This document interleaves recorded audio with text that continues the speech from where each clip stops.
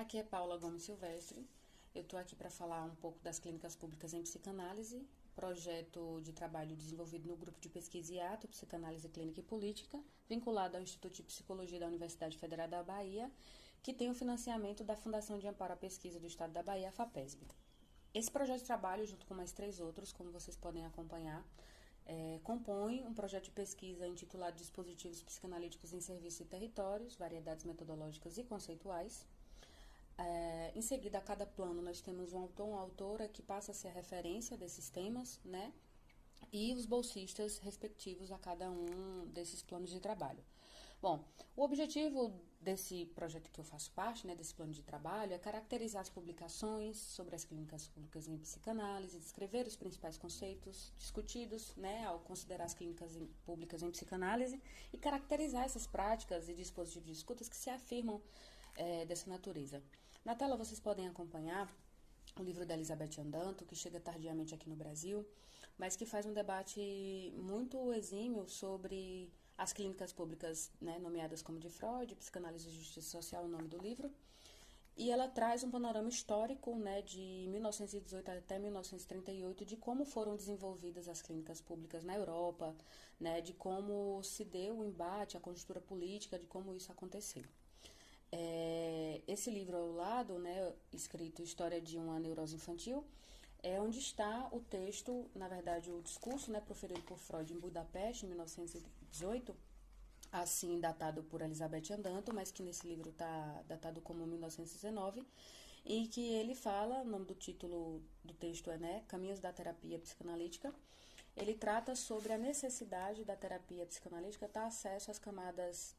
menos favorecidas, tanto quanto as cirurgias que naquela época já eram vitais e garantidas pelo Estado. Então, ele fala de que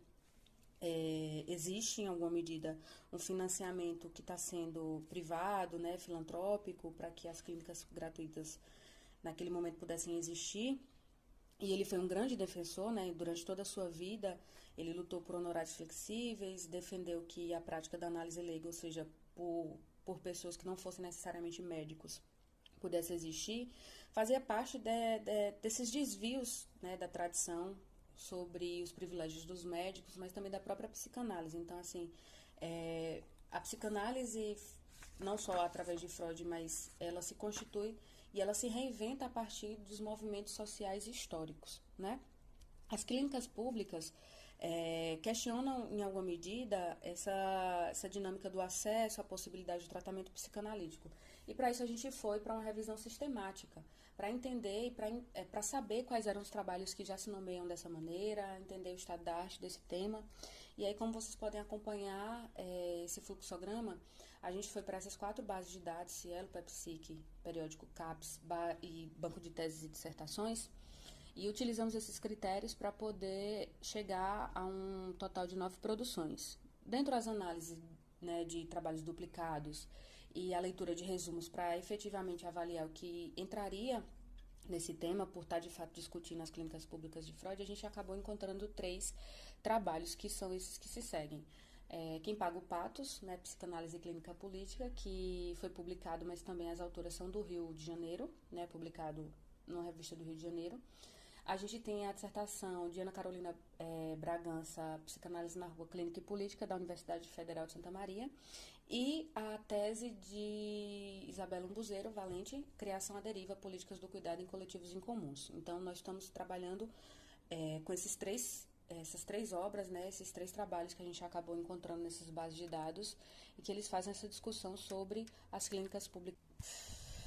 Como a pesquisa ainda está em andamento, a gente aponta aqui algumas características, né, para dizer que talvez em possíveis categorias esses 2 trabalhos à esquerda, né, eles estão na mesma categoria e esse da direita em uma outra, para ilustrar um pouco do que é esse cenário, e a gente pode debater um pouco depois dessa apresentação em sala de aula o que cada um deles representa. Em seguida, a gente tem algumas indicações, não só dessas obras citadas, mas também dos trabalhos encontrados na revisão sistemática, e esse podcast que se debruça sobre as clínicas públicas de psicanálise no Brasil, fazendo um debate muito importante e, quem sabe, interessante para vocês que nos escutam nesse momento.